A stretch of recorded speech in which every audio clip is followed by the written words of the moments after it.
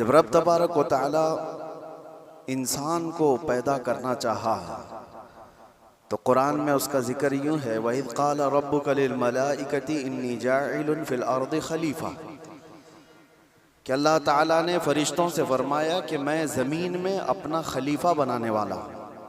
इंसान को अल्लाह ने क्या फरमाया? अपना खलीफा। इंसान अल्लाह का नायब बनाया जा रहा है। तो फरिश्तों ने क्या कहा था रब ताला की बारगाह में? अतजअलु फीहा मन युफ्सिदु फिल अर्द, अतजअलु फीहा मन युफ्सिदु फीहा, ऐ अल्लाह क्या तू ऐसे को खलीफा बनाएगा जो ज़मीन में जाकर फसाद मचाएगा, जुल्म करेगा, खून नाहक करेगा। अल्लाह तबारक व तआला ने इरशाद फरमाया, इन्नी अअलमु मा ला तअलमून, मैं जो जानता हूँ वो तुम नहीं जानते। तो फरिश्तों का ये पूछना अल्लाह की बारगाह में कि ज़मीन में आने के बाद इंसान फसाद मचाएगा, बिल्कुल वो रियल बात थी और आज है। देखा जा रहा है कि ज़मीन में फसाद मचाने वालों की तादाद बढ़ती चली गई। लेकिन अल्लाह का निज़ाम है, ये दारुल अमल है, दारुल इम्तिहान है कि यहाँ भेजा गया है इंसानों को पावर देकर, ताकत देकर, इख्तियार देकर। पाबंदी ऐसे नहीं कि तुम कुछ नहीं कर सकते। आज़ाद अल्लाह तबारक व तआला ने इंसान को पैदा करके इम्तिहान के लिए इस ज़मीन पर भेजा है। लेकिन साथ में रब तबारक व तआला ने इंसानों को हिदायत देने के लिए और बुराइयों से बचाने के लिए अंबिया इकराम भी भेजता रहा कि तुम्हें सीधा रास्ता बताएंगे, फसाद मत करना। पहले दिन से इस रुए ज़मीन पर इंसानों के आने के बाद जो फसाद शुरू हुआ वो कत्ल से शुरू हुआ। आदम अलैहिस्सलाम के बड़े बेटे का कत्ल हो गया। दो चीजें आप जहन में रखें, इस रुए ज़मीन पर पहला फसाद है कत्ल, और वजह क्या बनी कत्ल की? औरत। औरत की वजह से, जो तारीखों में ये मिलता है, दो भाई एक ही औरत से शादी करना चाहते थे और एक के हक में वो जायज़ था जो शरीयत आदम में था, लेकिन दूसरा नाहक उस औरत को हासिल करना चाह रहा था। तो उसने अपनी औरत को हासिल करने के लिए रास्ते से उसके जायज़ शोहर को हटाने के लिए कत्ल कर दिया। ये दुनिया का पहला कत्ल था। तो कत्ल से शुरुआत हुई, औरत सबब बनी, उसके बाद ये फितनों का दौर और फसाद का दौर चलता रहा। रुए ज़मीन पर फसाद होता रहा और अंबिया इकराम अलैहिस्सलाम आते रहे और वो हिदायत दो तरीके से देते। ज़ुबानी तौर पर, अखलाकी तौर पर जो दावत है उनकी सीधे रास्ते की वो देती, लेकिन कुछ ढीठ तबीयत के लोग होते हैं तो उनको अपने मौजिज़े दिखा करके दावत देते हैं। कुछ लोग हैं जब तक उनको अचंभे वाली चीज़ नज़र ना आए तो उनकी तबीयत एक्सेप्ट नहीं करती। तो अल्लाह के नबियों ने मौजिज़े भी दिखाए। मौजिज़ा नबी के हक होने की दलील है। ये दो चीज़ें जब नहीं मानी कौम ने, पहले उनकी वाज़ो नसीहत, दूसरे उनके मौजिज़े से भी नहीं मानी, तब फिर तीसरी चीज़ है अल्लाह का अज़ाब। अल्लाह का अज़ाब आया और उन्हें घेर लिया। और ये तारीख़ में एक बार नहीं, बार बार होता रहा। रब तबारक व तआला मोहलत देता है जालिमों को। और कुरान पाक की वही आयत मैंने आज आपके सामने तिलावत की। अल्लाह फरमाता है, वला तहसबन्नल्लाह गाफिलन अम्मा यअमलु ज़ालिमून। लोगो, ये हरगिज़ गुमान मत करना कि अल्लाह तबारक व तआला जालिमों से बेखबर है। हरगिज़ ये मत सोचना कि वो गाफिल है अल्लाह जो कुछ जालिम कर रहे हैं इन कामों से, हरगिज़ नहीं। इन्नमा युअख्खिरुहुम, हाँ वो उनको ढील दिया हुआ है। लियौमिन तशख़सु फ़ीहिल अब्सार, उस दिन तक के लिए ढील दिया हुआ है जब सबकी आंखें उन्हें पहचान लेंगी और दर्दनाक तरीके से उनकी गिरफ्तारी होगी। जुल्म क्या चीज़ है, इसकी डेफिनेशन ज़रूरी है हर इंसान को मालूम होना।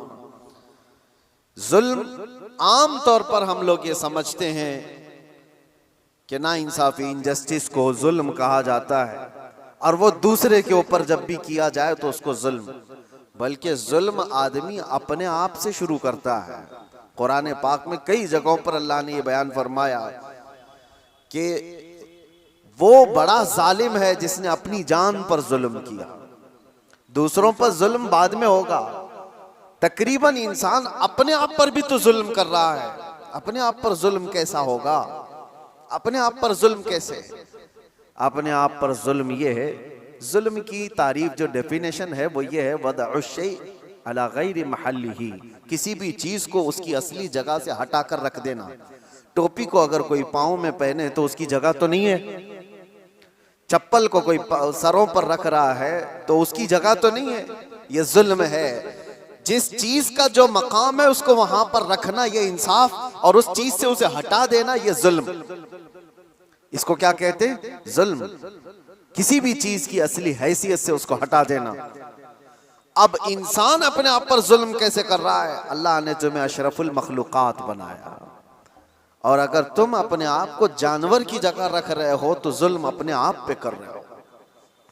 सबसे पहले तुम अपने आप पर जुल्म कर रहे हो। तुम जानवर नहीं, तुम गलाजत नहीं खाते, तुम माँ बहनों के साथ ज़िना नहीं करते, अशरफुल मखलूकात बनाए गए हो। अल्लाह ने तुम्हें अक्ल सलीम अता किया, सूझबूझ की ताकत अता किया, अच्छे बुरे में तमीज़ करने का सलीका दिया। ये सारी चीज़ें अल्लाह ने तुम्हें अता की हैं।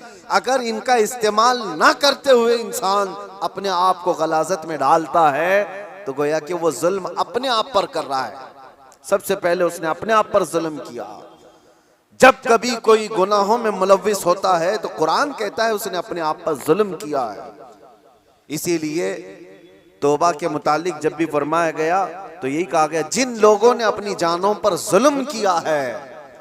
अपनी जानों पर जुल्म करना आपको लगता होगा हैरत की बात है, कोई आदमी अपने आप पर कैसे जुल्म करेगा? जुल्म का मतलब सिर्फ वही नहीं चाकू छुरी तलवार से मार देना।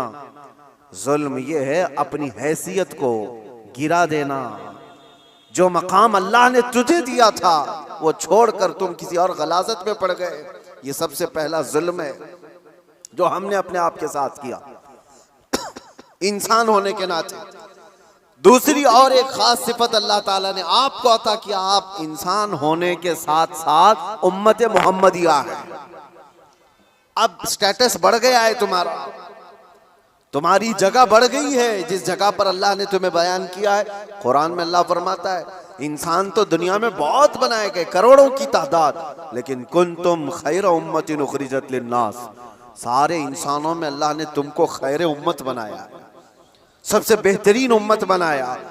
तो जो टाइटल अल्लाह ताला ने हमें दिया खैर उम्मत का, उस पर अगर तुम कायम हो तो इंसाफ कर रहे हो अपने आप के साथ, और उस टाइटल से हट करके काम कर रहे हो तो जुल्म किया अपने आप के साथ। हमने अपने आप के साथ जुल्म किया। जुल्म की शुरुआत यहाँ से होती है, फिर उसके घर में होती है। घर से जुल्म होता है, बीवी पर, बच्चों पर, उनके हुकूक को मार देना ये जुल्म है।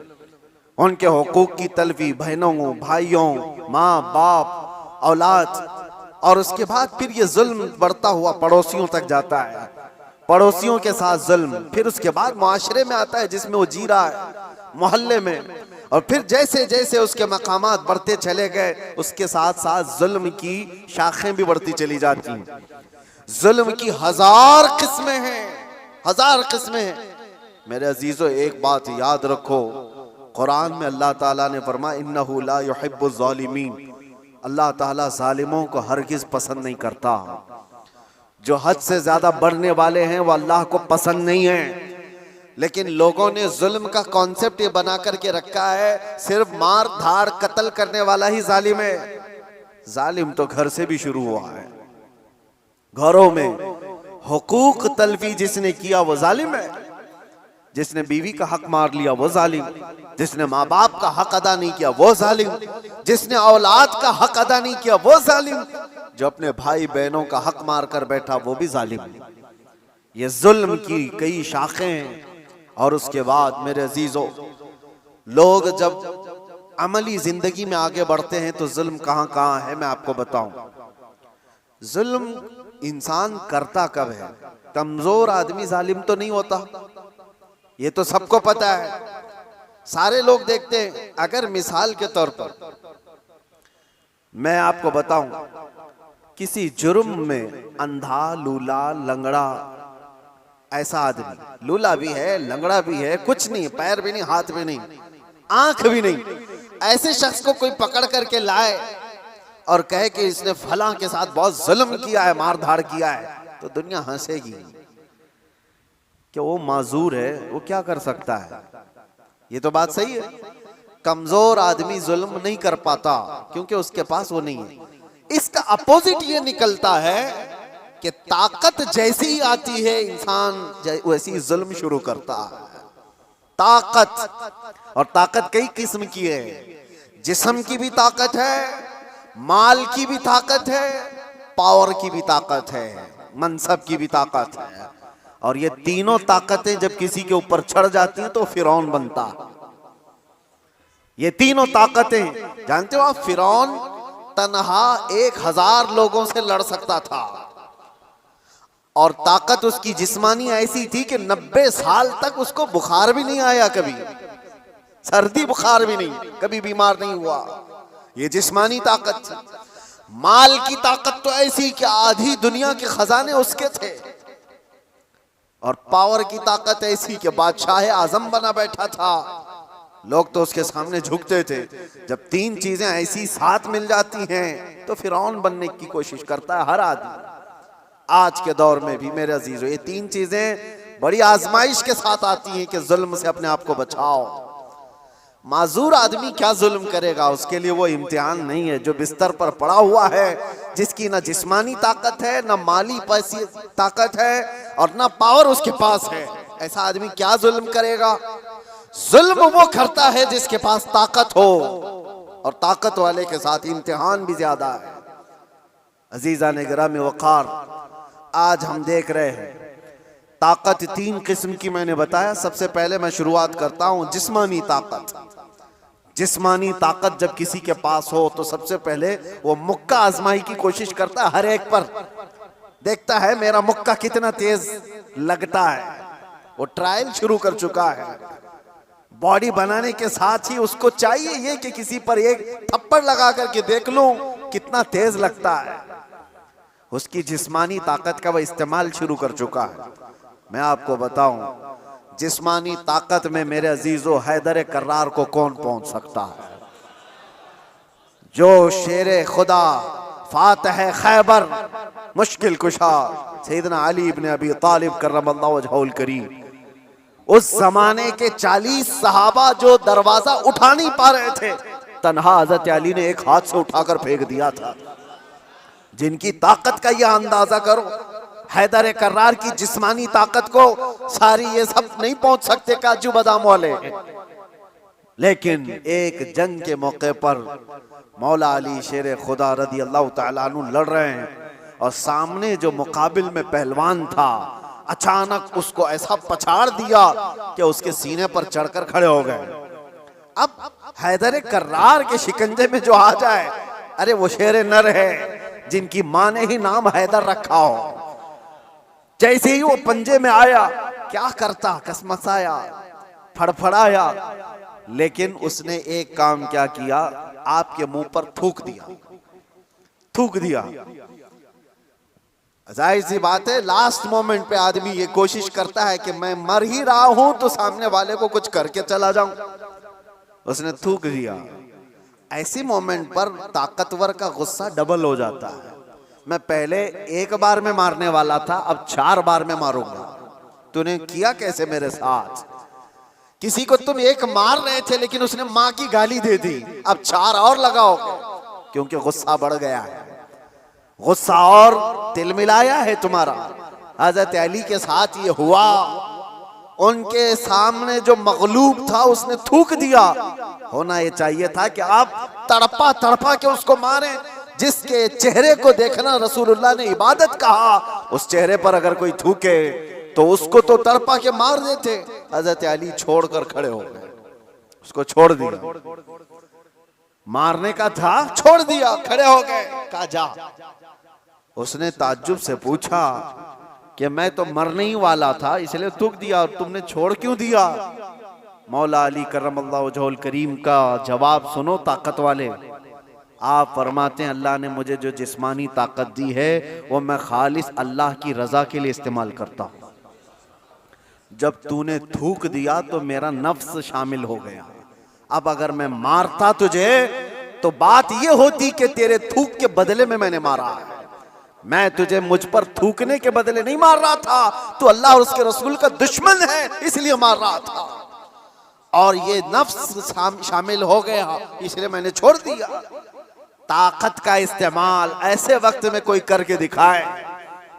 मेरे अजीजों, आज तो हाल ये है, किसी को क्रिटिसाइज नहीं कर सकते। अभी कुत्ता बोल दो तो क्या करते हैं हम, तो जा क्या है ना इनको कहा नाम लेकर कुछ नहीं, उसके बावजूद भी एक बड़ी आजमाइश से गुजर कर क्या है, बर्दाश्त की ताकत नहीं है। मौला अली करमल्लाहु वजहुल करीम को उनके सामने दुश्मन मगलूब ने थूक दिया, तब छोड़ दिया आपने। कहा मैं अपने नफ्स के लिए नहीं लड़ता, अपने नफ्स के लिए नहीं। और आज जो कुछ भी पावर का इस्तेमाल है, ताकत का इस्तेमाल है, वो सिर्फ और सिर्फ नफ्स के लिए है। आज नफ्स के लिए। ये एक मिसाल मैंने आपको बताया, जिस्म का गलत इस्तेमाल करने वाले लोग। और क्या समझते हो तुम्हारी ताकत क्या ये हमेशा की है? चंद दिन का इंतजार करो, दांत टूट जाएंगे, कमर झुक जाएगी, और उसके बाद आजाद जवाब देने लगेंगे। जिन हाथों से तुमने मुक्का आजमाई की थी, चंद दिनों के बाद वो हालत होने वाली है कि हाथ से तुम्हारे गिलास भी नहीं पकड़ा जाएगा। रोटियां तुम्हारे हलक तक डालने के लिए हाथ कपकपा रहे होंगे। हमने बड़े बड़े पहलवानों को बिस्तर पर पांव रगड़ रगड़ कर मरते हुए देखा है। ये जिस्मानी ताकत फानी है, खत्म होने वाली है। और समझ लो कि तुम्हें बुढ़ापा नहीं आया, कमजोरी नहीं आई, बीमारी नहीं आई, तब तो मौत तो आनी है, चाहे जवानी में आए। और मेरे आका सल्लल्लाहु ताला अलैहि वसल्लम एक बार हजरत अबू हुरैरा रदियल्लाहु ताला अन्हु के साथ एक ऐसे खंदक के पास से गुजर रहे थे जहां लोग कूड़ा करकट कचरा सब फेंका करते थे। वहां पर मेरे आका सल्लल्लाहु ताला अलैहि वसल्लम खड़े हो गए। हजरत अबू हुरैरा से कहते हैं इस खंदक में कुछ तुम्हें नजर आ रहा है? तो आपने कहा हाँ या रसूल अल्लाह सल्लल्लाहु अलैहि वसल्लम, हड्डियां हैं पुरानी। आप सल्लल्लाहु अलैहि वसल्लम ने फरमाया ये उन मरे हुए लोगों की हड्डियां हैं, उनके कपड़े हैं जो गल चुके हैं, जो अपने जमाने में ऊंची सवारियां करते थे, बड़े जिस्मों के मालिक थे। इनको ताकत और कुव्वत बहुत दी गई थी और आज ये सड़ गल गए हैं और कीड़ों की ग़िज़ा बने।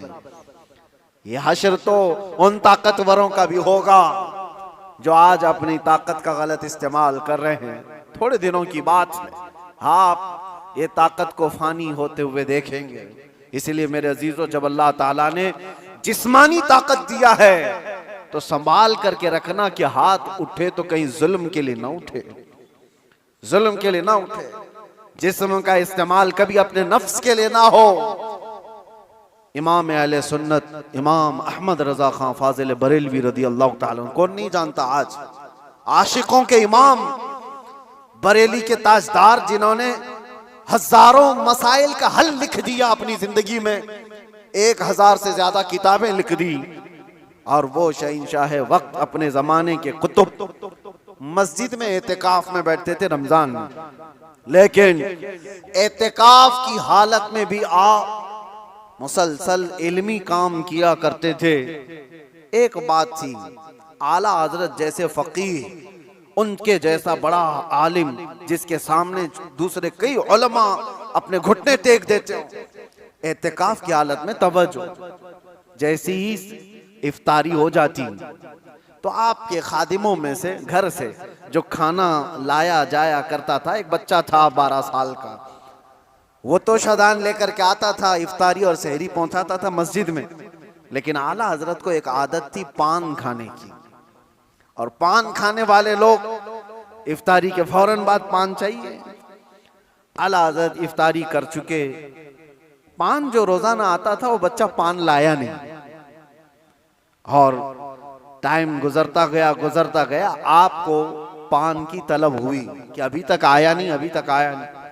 वो तकरीबन घंटा भर के बाद वो बच्चा आया और दौड़ता हुआ आया, कहा बड़े मौलाना साहब पान रह गया। पान ला करके दिया, एक तमाचा उसको लगाया। कहाँ चला गया था? पान लेकर कहाँ भाग गया था? वो बच्चा, जो खादिम है, खिदमत करने वाले लोग हैं, कहा माफ कीजिए भूल गया था, दिया और चला गया भागकर। पान खा लिया। आपके शागिर्द हैं अल्लामा ज़फ़रुद्दीन बिहारी रहमतुल्लाह तआला अलैह, उन्होंने लिखा है इसको, आला हजरत के शागिर्द। वो कहते हैं पान खाने के बाद आला हजरत इतने बेकरार हो गए, तरावी हो गई, टहलते रह गए इधर से उधर बेचैनी से। मैंने जाकर पूछा इमाम वक्त से, आला हजरत से, मौलाना ज़फ़रुद्दीन साहब फरमाते, कहा क्या वजह है? आला हजरत ने कहा मौलाना जाओ वो बच्चा कहाँ है उसको ढूंढ के लाओ। कहा क्यों, क्या हुआ? कहा उसको बुला लाइए, मैं उसको मार दिया था। तो मौलाना ज़फ़रुद्दीन रहमतुल्लाह अलैह फरमाते मैं ढूंढने के लिए निकला, वो कहाँ मिलता, रात हो गई थी, कहीं दुबक के सो गया हो। लेकिन आला हजरत ने रात भर ढूंढने लगवाया। जो भी शागिर्द आए उससे कहो बच्चे को ढूंढ लाओ जो खाना लाता है हमारा। वो कहीं मिला ही नहीं। रात भर आप सोए ही नहीं, मस्जिद में टहलते रहे बेकरारी के साथ। सहरी का वक्त हुआ तो तोशादान लेकर बच्चा आ गया, उसकी ड्यूटी थी। वो जैसे ही आया आला हजरत लपक कर दरवाजे पर जाते और जाकर तोशा उसके हाथ से लिया, रख दिया और घुटने टेक कर जमीन पर बैठ गए। वक्त के मुजद्दिद की बात कर रहा हूं। उस बच्चे के दोनों कंधों को पकड़ा और कहा बेटा कल की रात मैंने थप्पड़ मार दिया था अपने हाथ से तुझे, खालिस मेरे पान के लिए, ये मेरे नफ्स के लिए मारा था, तो अल्लाह के लिए मुझे माफ कर दे। वक्त का इमाम अब छोटे बच्चे से कह रहा है मुझे माफ कर दे। वो बच्चा कसमसा रहा है, घबरा रहा है। देखा है वक्त के बड़े बड़े फकीह और मुफ्तियान कराम इस इमाम के सामने बैठ जाते हैं अदब से, और ये वक्त का इमाम मुझसे माफी तलब कर रहा है। बच्चे ने कहा हुजूर छोड़ दीजिए, मैंने कुछ समझा ही नहीं, मुझे कुछ पता ही नहीं। आला हज़रत ने कहा नहीं ऐसा नहीं होगा, तू कह दे माफ किया। मौलाना ज़फ़रुद्दीन फरमाते हैं मैं देखता खड़ा था। आला हज़रत कह रहे हैं कल क़यामत के दिन अगर रसूलुल्लाह सल्लल्लाहु अलैहि वसल्लम ने मुझसे पूछा ऐ अहमद रज़ा क्या तेरे अंदर अल्लाह ने ताकत इसलिए दी थी कि तू अपने पान के लिए छोटे बच्चे पर हाथ मारे, मैं क्या जवाब दूंगा उस दिन क़यामत के दिन। आला हज़रत उसको पकड़ करके थाम रहे। तो उस बच्चे ने कहा कि ठीक है मैं माफ कर दिया। आला हज़रत कहते हैं बच्चों को इख्तियार नहीं है माफ करने का, बच्चों को मसाइल है, वो मालिक नहीं है। हाँ आपने कहा अपने सर से टोपी उतारी और कहा जैसे कल मैंने तुझे मारा था वैसे तू भी मुझे मार, बराबर हो जाए मामला। उसका हाथ कांपने लग गया। वक्त का मुजद्दिद कह रहा है आला हज़रत अपनी टोपी उतार कर रख दिए। बच्चा जब नहीं मारने लगा आपने खुद उसका हाथ पकड़ा और हाथ पकड़ करके अपने सर पर मारने लग गए। 3-4 बार उसकी जब थप्पड़ पड़ी तो आला हज़रत मुस्कुराते हुए खड़े हुए कहा बात बराबर की हो गई, तूने मुझे माफ भी किया और बदला भी ले लिया। मौलाना ज़फ़रुद्दीन रहमतुल्लाह अलैह फरमाते हमारे आंसू निकल गए। वक्त का मुजद्दिद है, ताकत का गलत इस्तेमाल नहीं।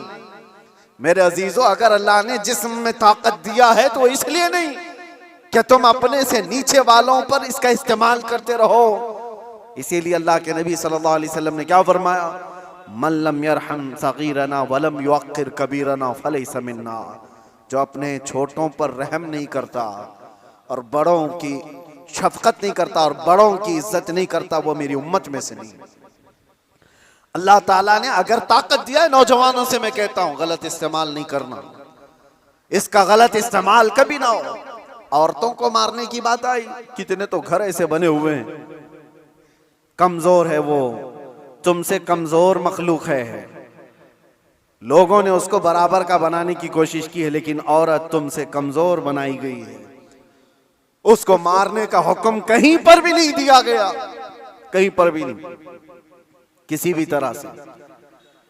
लोग आज अपनी ताकत का भरपूर इस्तेमाल इनके साथ करते हैं, औरतों के साथ।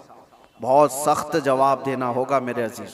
औरत तो औरत है, मखलूक भी है अल्लाह ताला की, लेकिन साथ में उम्मत मोहम्मदिया है, इसका जवाब तो बहुत है। हदीस में तो ये मिलता है जानवरों को जिसने मारा बिला वजह के, कयामत के दिन वो जानवर उठाए जाएंगे और वो आएंगे, मुकद्दमा करेंगे अल्लाह की बारगाह में कि अल्लाह इसने मुझे फलां वक्त बगैर किसी वजह के मारा था। रब ताला उस जानवर को सींग अता करेगा और कहेगा कि तू इतना मार ले इसको यहाँ पर, और वहां सख्ती के साथ वो जानवर इस जालिम को मार रहे होंगे। अहले महशर उसको देख रहे हैं। जानवरों के साथ जुल्म को इस्लाम ने जायज नहीं किया। घरों में अपने औरतों के साथ कौन जुल्म की इजाजत देगा? ये हुई डोमेस्टिक वायलेंस जिसको कहा गया है। मैंने अंदर कैद में देखा कितने ऐसे कैदी औरतों को जला करके अंदर आए हुए हैं, छोटी छोटी बातों पर, जहेज के नाम पर, दो खानदानों के झगड़ों पर औरतों को जला दिया, मार दिया, खत्म कर दिया। ऐसे कितने वाक़यात। इंसान को जब ताकत ज्यादा आ जाए तो वो जुल्म के रास्ते पर आ जाता है। यहां अपने आप को कंट्रोल करना मेरे अजीजों, ये वक्त का बहुत बड़ा चैलेंज है तुम्हारे साथ। ये हुई जिस्मानी ताकत, और जब माल आ जाए, अल्लाह अकबर, ये बड़ी आजमाइश है, ये बड़ी आजमाइश है। चर्बी ज्यादा उस वक्त आती है जब माल ज्यादा आता है। जिस्मानी ताकत तो चले, आदमी अपने आप को कंट्रोल कर लेगा, रोक लेगा, लेकिन माल की चर्बी ये बड़ी खतरनाक है। ये तो गरीबों का मजाक उड़ाती है सबसे पहले, दीन को हल्का समझती है सबसे पहले। ये मौलाना लोग, ये हमारी कैटेगरी के नहीं है। या उलमा, ये तो कमतर लोग हैं, यतीम लोग हैं, लावारिस लोग हैं। मालदार सबसे पहले दीन का मजाक उड़ाने लग जाता है। इसीलिए माल आए तो हमेशा दुआ ये करना कि अल्लाह माल के साथ उस्मान गनी की सखावत अता कर दे।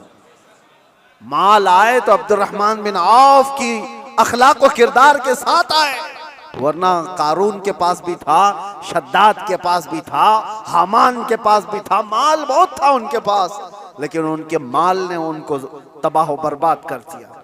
आज भी जिसके पास माल आया, पैसा आया, वो ये सोचता है रातों रात सब कुछ मैं अपना बना लूं, अपना खरीद लूं।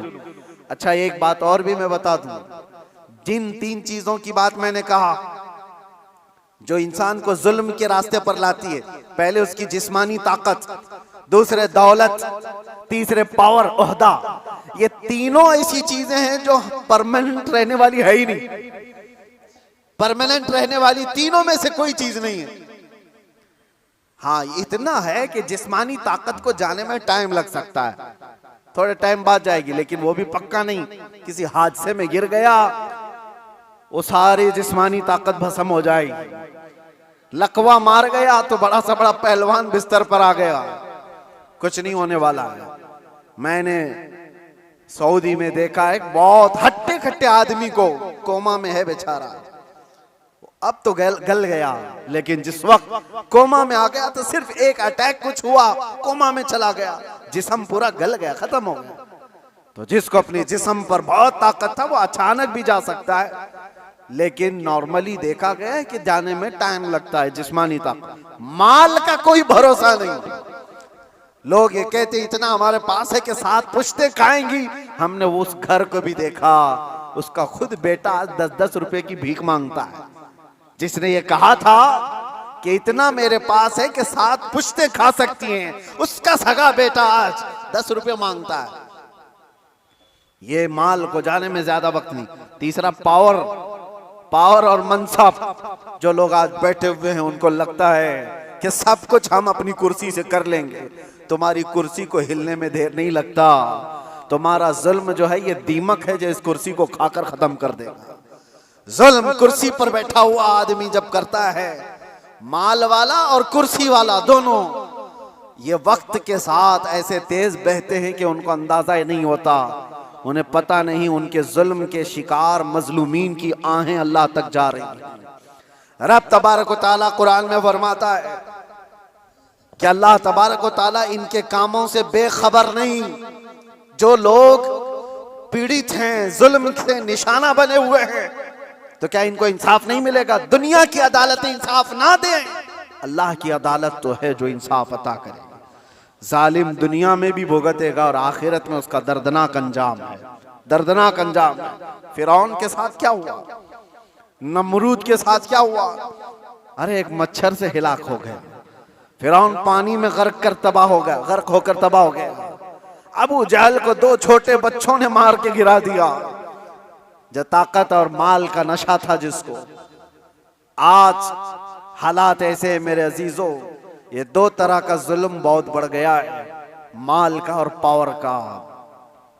आज जो पूरी इंटरनेशनल न्यूज घूम रही है अमेरिका की दादागिरी, कोई बोलने वाला है इस पर? वो किसी भी मुल्क के राष्ट्रपति को उठा करके ले जाए, किसी को कुछ नहीं। हालांकि नई बात नहीं है, नई बात नहीं, पावर है ना, ताकत है, नशा है, वो कुछ भी कर सकता है।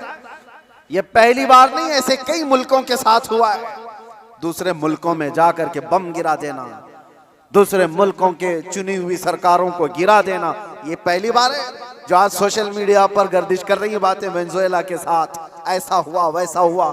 अरे खुद यहाँ हमारे मुल्क में जब मुंबई पर अटैक हुए थे, हमले हुए थे, आपको पता होगा, काफी साल पुरानी बात, ताज पर और ये वीटी में जो हमले हुए थे, उस वक्त पकड़ करके एक अजमल कसाब को तो बहुत घुमाया गया है न्यूज में, लेकिन आपको पता है एक मास्टरमाइंड और भी था डेविड नाम का, और उसको गिरफ्तार भी किया गया। लेकिन अमेरिका की फौज आकर उसको रातों रात यहां से लेकर अमेरिका चली गई, और ये कह करके कि इसका मुकदमा हम चलाएंगे।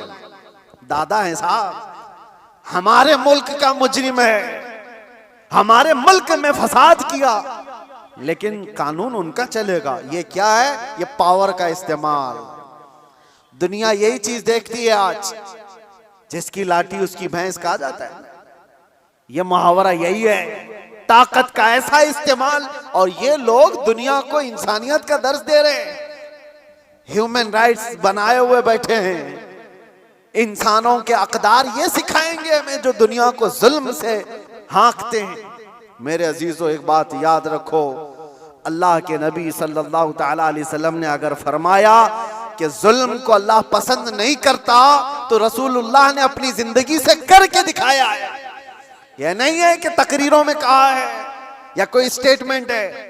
यह दुनिया के यूएनए का एक स्टेटमेंट होगा, अमेरिका का, यूरोप का स्टेटमेंट होगा कि ह्यूमन राइट्स के खिलाफ कोई भी कुछ करेगा तो हम उसको पकड़ेंगे, मारेंगे। जुल्म के खिलाफ हम बोलेंगे, हम पीस चाहते हैं। ये सब ढकोसले हैं, जुमलेबाजियां हैं, लेकिन सब उनके खुद के अमल की बात आए तो कोई इसमें खरा नहीं है, कोई पक्का नहीं है। लेकिन आओ, बारगाह रिसालत मुआब सल्लल्लाहु अलैहि वसल्लम, अल्लाह के नबी सल्लल्लाहु तआला अलैहि वसल्लम जब फरमाते हैं कि जुल्म जायज नहीं, तो मस्जिद नबवी का वो माहौल है, सहाबा बैठे हैं, हुजूर ने फरमाया ये मेरे आखिरी वक्त होंगे, मैं दुनिया से जा रहा हूं, मफहूम मैं बता रहा हूं, इसके बाद हो सकता है तुमसे मुलाकात ना हो, लेकिन तुम में से किसी पर भी कोई हक मेरा बाकी रहे या मुझ पर किसी का हक बाकी है तो खड़ा हो और मुझसे सवाल करे। हुजूर ने फरमाया, और एक साहबी खड़े हो गए, कहा या रसूलुल्लाह आप पर मेरा एक हक है। कहा क्या है? फला जंग में जब जा रहे थे, आप सफ़ें सीधी कर रहे थे, मैं थोड़ा बाहर आ गया था, आपने छड़ी से मुझे मार दिया था, मैं बदला लेना चाहता हूं, आप पर मेरा हक है। तो रसूल करीम सल्लल्लाहु तआला अलैहि वसल्लम ये नहीं फरमाया इस्लाम का बादशाह जो इस्लामी सल्तनत को एस्टेब्लिश कर रहा हो, कि तुम बादशाह जो पूरे कायनात में फैलने वाला दीन है उसके मुक्तदा और उसके आका से बदला लेने की बात कर रहे हो। नहीं फरमाया, हुजूर ने फरमाया उठो आओ। हजरत उमर तलवार निकाल लिए थे, कहा कौन है जो रसूलुल्लाह से बदला लेगा? हुजूर ने फरमाया उमर तलवार नीची करो, या अदालत की महफिल है, ये इस्लाम है, ये अल्लाह तबारक व तआला की मंशा के मुताबिक चलेगा, ना कि पावर के मुताबिक। पावर तुम्हारे पास है, इख्तियार तुम्हारे पास है। हुजूर ने फरमाया आ जाओ। वो सहाबी आए, लेकिन उन्होंने ये भी तकाजा किया कि या रसूल अल्लाह, जिस वक्त आपने मारा था मेरे जिस्म पर जुब्बा नहीं था, मैं नंगी पीठ था, आपने मार दिया था, मैं चाहता हूं आप भी अपना जुब्बा उतार दीजिए। हुजूर पाक सल्लल्लाहु अलैहि वसल्लम ने उस वक्त अपना जुब्बा उतार दिया बगैर कुछ कहे। उस सहाबी ने बढ़कर मेरे आका की मोहरे नबूवत का बोसा ले लिया। दोनों कंधों के बीच हुजूर के एक ऐसी मोहरे नबूवत थी जो सूरज से ज्यादा चमकती थी। ये निशानी थी मेरे आका के खातमुन नबीन की, खत्म नबूवत की मोहर। उस सहाबी ने बोसा ले लिया और कहा बदला हो गया मेरा ये। लेकिन अल्लाह के नबी सल्लल्लाहु अलैहि वसल्लम ने अपने आप को पेश तो किया है, कोई किसी के सामने ये गच तो बताए कोई। अरे आज का कोई भी नेता खड़ा होकर के कह दे किसी पर कोई हक बाकी है तो पूरे घर निकल आएंगे। हाँ, सबका तो खा के बैठा हुआ है छोटी छोटी चीजों के लिए। अब तो देखें लोग फिर भी संभलते नहीं है। मुझे हैरत इस बात की होती है, ये जो अभी इलेक्शन आ रहे हैं सारे नेता तो बाहर निकले होंगे, सब तुम्हारे पास अपनी अपनी कहानियां लेकर, लेकिन इनके पिछले जुल्म तो याद नहीं है, लोगों को भूल जाते हैं। अरे पानी के लिए लोगों से रिश्वत, घर के लिए रिश्वत, हर चीज के लिए। ये मखलूक के साथ जो जुल्म करके कुर्सी संभालते हैं, इनका जब वक्त आए तो मेरे अजीजों तुम्हें भी तो अपने पावर का इस्तेमाल करना चाहिए। एक बात याद रखो, इमाम हुसैन का ये जुमला है, आपने फरमाया था कि मेरे नजदीक जालिम वो नहीं जो किसी को मारता है, जालिम वो भी है जो उसके जुल्म को देखकर खामोश रहता है, आवाज नहीं उठाता। और यहां आवाज उठाने की बात तो छोड़ो, तुम तो ताउन कर रहे हो। आप भाई आगे बढ़ो, हम तुम्हारे साथ हैं। जुल्म करते रहो, हम भी तुम्हारे साथ हैं। पैसा खाते रहो, हम भी तुम्हारे साथ हैं। ये क्या है? ये निजाम को बदलने की जरूरत है। आज पावर का जो इस्तेमाल हो रहा है, गलत इस्तेमाल, इसको बदलने की अपने अंदर सोच पैदा करो। आप सोचते होंगे हम थोड़ी तादाद में हमसे क्या होगा, हरगिज मत सोचो। एक की सोच से भी इनकलाब आता है, एक की सोच से भी इनकलाब आता है। बढ़ना तुम्हारा काम है। तुम क्यों सोचते हो कि पूरी दुनिया मेरे साथ खड़ा होना चाहिए? नहीं, सरकार मुजाहिदे मिल्लत रहमतुल्लाह तआला अलैह बहुत दिल के अंदर मलाल लेकर के चलते थे। उम्मत के हालात ऐसे, मैं उनको पढ़ा तो मैं भी कई मर्तबा ऐसा, जिसको कहते हैं ना डिसअपॉइंट हो जाना, हालात को देख रहे यार कोई आता ही नहीं, क्या फायदे का हम चिल्लाते रह जाएं, लोग आपस में इख्तिलाफ करके छोड़ के चले जाएं। हुजूर मुजाहिद मिल्लत रहमतुल्लाह ताला अलैह एक बार लोगों को बुलाए थे कि दिल्ली आओ, लेकिन उनकी जितनी तादाद उनको मकसूद थी नहीं आए, तो बहुत ज्यादा नर्वस हो गए। कहा कि इस उम्मत के लिए हम आवाज उठा रहे हैं, ये आने को तैयार नहीं।